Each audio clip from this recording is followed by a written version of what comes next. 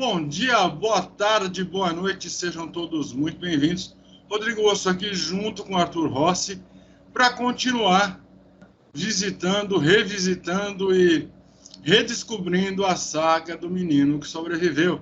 Sim, aquele pentelho que tudo dava certo para ele, porém ele sempre acabava pagando um preço alto por tudo isso. Vamos agora para o Enigma do Príncipe. Vamos falar do Príncipe Mestiço, vamos falar de um dos livros que eu mais gostei, de um dos filmes que eu mais gostei, aonde o Harry Potter, apesar de tudo girar em torno dele, ele acaba não sendo o protagonista o filme todo. Você fica curioso para conhecer mais o Snape, o que aconteceu para o Snape de hoje ser o que é e se comportar como se comporta. Outros personagens entram na trama, como o professor Slughorn, um professor fanfarrão que guarda um terrível segredo, um segredo que vai mudar o rumo dessa luta e vai virar a balança a favor dos mocinhos. Mas vamos começar, claro, ouvindo do nosso Sonserino favorito, ouvindo do Arthur como foi para ele revisitar, reassistir e reinterpretar esse filme, esse livro, essa nova etapa das peripécias e desventuras do Harry Potter e sua turma. E aí, Arthur, Half-Blood Prince? Já vou falar de cara de todos os livros que eu li, né? Eu li os 7. Esse foi o que eu mais gostei. Gostei muito mais do que o sétimo livro, o sétimo. Já o filme não foi o meu preferido. Eu acredito que meu preferido tenha sido talvez Cálice de Fogo, Câmara Secreta, acho que provavelmente vai ser Câmara Secreta no caso. Mas de livro, ele me fisgou de uma maneira que eu fiquei com a pulga atrás da orelha. Eu achei fantástico o modo como é que a narrativa desse livro acontece. Ele não é o maior livro, não é o maior filme, né? Mas ele deixa aquele gosto de que ele podia ser 2, 3 vezes o quanto ele tem de tamanho, que eu ia devorar ele da mesma maneira, com a mesma vontade. Esse sim foi o tipo de filme, de livro, né? Que quando eu terminei, eu realmente fui em fórum discutir para quem era aquele bilhete. Porque muito contou foi contar só no sétimo. E aí a gente ficava muito querendo saber, correndo atrás de informação. Foi assim, uma experiência bem legal, além, né, do livro. Mas voltando para o livro, para o filme, eu sempre tive muito carinho pelo Snape, apesar dele ser, né, aquele carrasco que a gente via ele ser.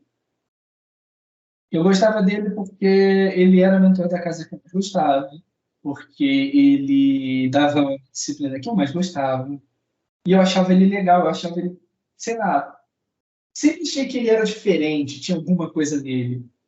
Não imaginava que era exatamente, né, o que desenrolou durante a história, mas eu achei fantástico o desenrolar que ela deu para ele, foi completamente inesperado esse rumo.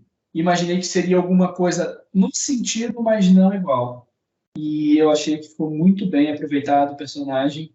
Para mim, acabou se tornando um personagem como eu já gostava, né? Mas acabou se tornando um dos personagens mais queridos de toda a saga. E eu achei que foi um filme, né? Um livro, uma história bem triste. Acho que foi um dos Harry Potter mais tristes que eu pude ler. E, ao mesmo tempo que a gente consegue notar, para mim, um salto enorme na maturidade dos protagonistas.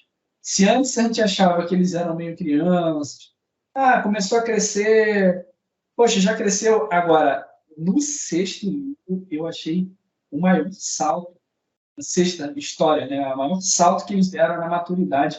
Impressionante como é que eles estão muito diferentes. Ali eles estão muito menos estudantes e muito mais bruxos completos, né, formados. E você pegar isso e ver ou ler, né, fazer essa retrospectiva do passado e tentar traçar essa maturidade que eles queriam, eu achei fantástico poder fazer isso. Quem tem mais carinho para a série, quem gosta mais, até recomendo que faça, quem não fez, que vocês vão aproveitar, talvez, a série de uma maneira bem diferente, mais do ponto de vista de ver o personagem em si do que a história que o personagem está vivendo. E é um ponto de vista bem interessante de se aproveitar. Em questão das Horcruxes, achei uma ideia legal, podia ser diferente, mas comprei a ideia, me vendeu a ideia, vendeu o peixe muito bem vendido. Eu não faria igual, acho que eu faria diferente, se fosse minha opinião na história, mas eu não faria diferente porque eu não achei bom, eu faria diferente porque eu não tenho pensado nisso. E isso me agradou, sabe? Me agradou porque é um ponto de vista diferente. Então, de todas assim, as histórias, foi a mais suculenta, posso falar assim.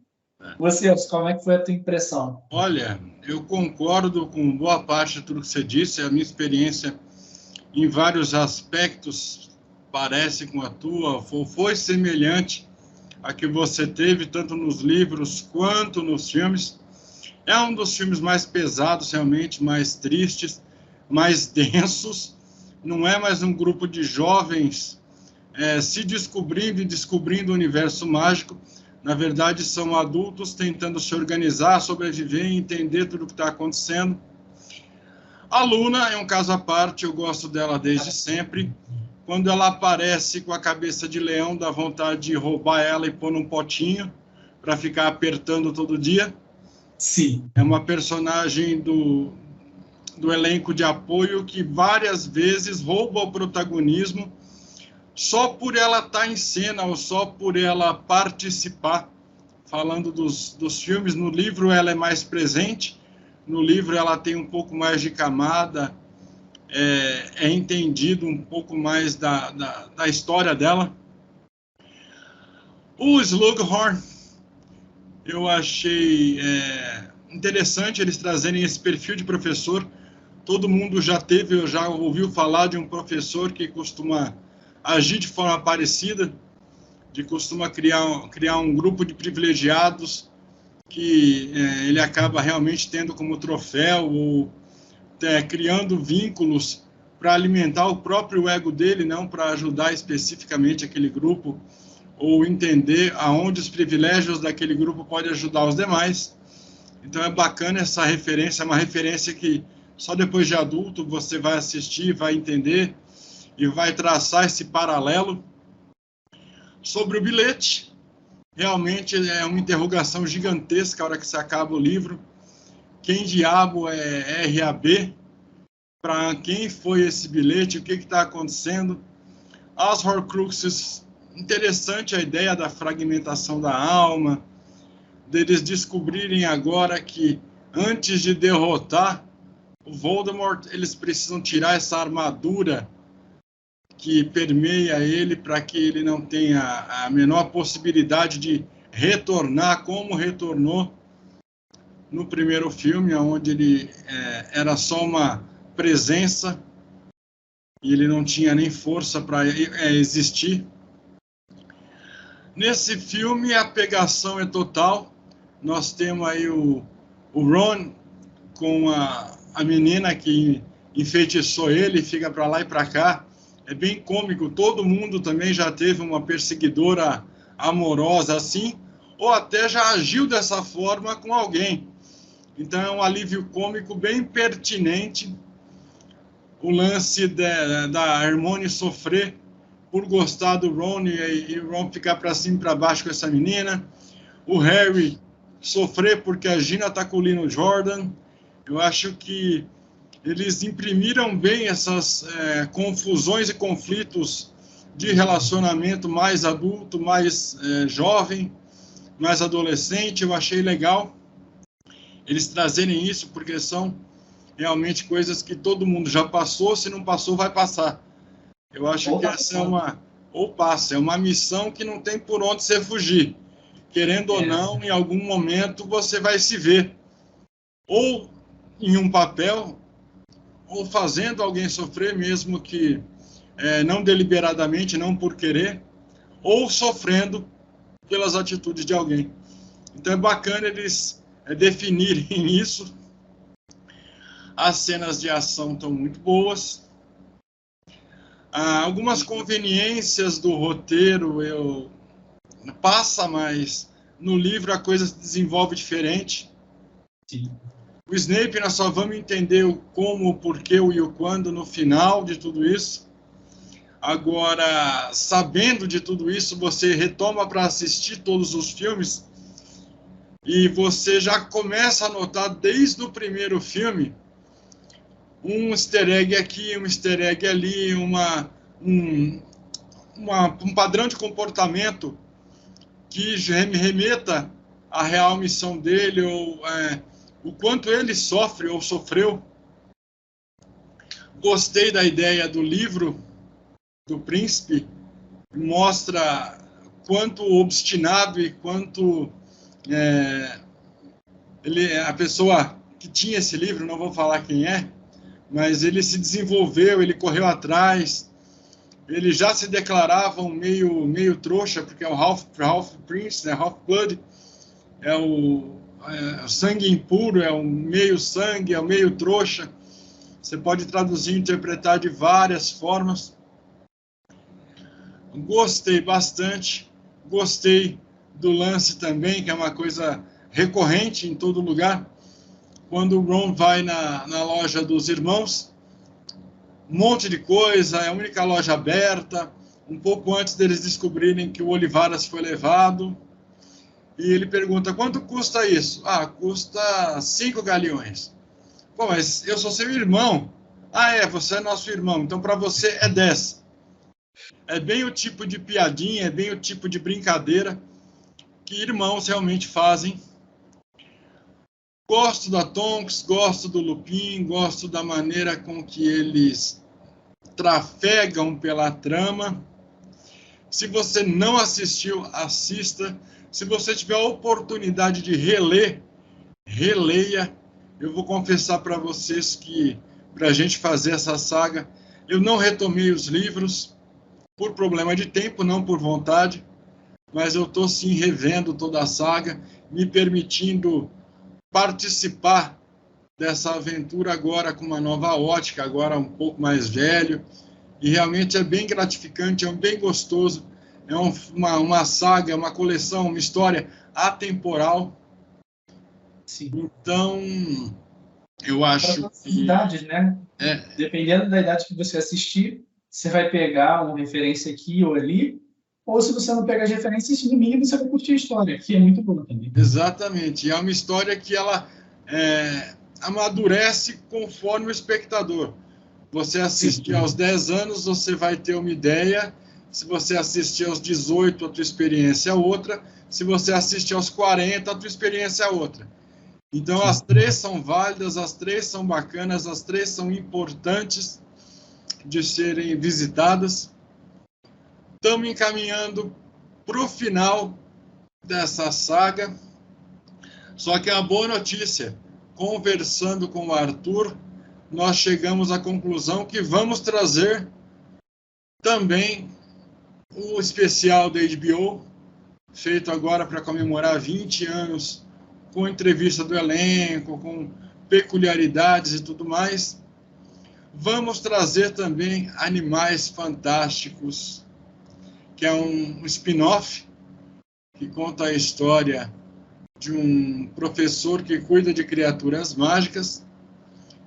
Não necessariamente o casting do primeiro núcleo, da primeira história vai estar presente, mas nós temos sim referências e personagens cruzados e alguns detalhes da vida desses personagens. Tá para sair o terceiro filme agora, aonde a escola, a entidade mágica brasileira vai ser representada. É muito bacana, nós vamos efetivamente entrar no universo mágico de Harry Potter. Continuem acompanhando. Exatamente. Tanto tempo esperando, só com falar, existe, mas a gente não via nada. Agora, finalmente, alguma coisa mais concreta. Para quem é fã da saga brasileiro, agradece, fico muito feliz por esse reconhecimento aí. Exatamente, eu acho que nós merecemos esse carinho, esse cuidado, porque somos um público que consumiu muitos livros, que gosta das adaptações cinematográficas. Obrigado você que está comentando, que está curtindo, que está acompanhando, que está embarcando com a gente nessa viagem ao universo de Harry Potter. Eu acho que essa viagem só tem sentido e só está gostosa como está, porque vocês estão com a gente. Arthur, mais alguma coisa que eu esqueci? Não, tudo acredito. Então, você, por favor, nada de usar o Sectum Sempra, mesmo sendo um feitiço criado pelo seu mentor aí, pelo nosso amigo Severo. Não, vou não. Eu estou imune aos seus Avada Kedavra, mesmo você tendo vindo disfarçado para a gravação de hoje, você não está devidamente trajado como um Sonserino, mas eu te conheço, eu sei que você é de lá. Eu tenho a roupa. Será, pessoal, uma dúvida que eu vou deixar no ar. Dentre a coleção de objetos mágicos, entre aspas, né, que o Arthur ostenta, ou que ele se permitiu coletar ao longo da vida, será que ele teria um Felix Felicis? Será que ele teria mais alguns outros itens peculiares? Eu queria uma Felix Felicis, hein? Já adianto para vocês que, por conversas paralelas, eu sei que pelo menos mais um ele tem. Quem sabe ele traz para nós ao longo desse finalzinho. Tamo junto e é nóis, valeu!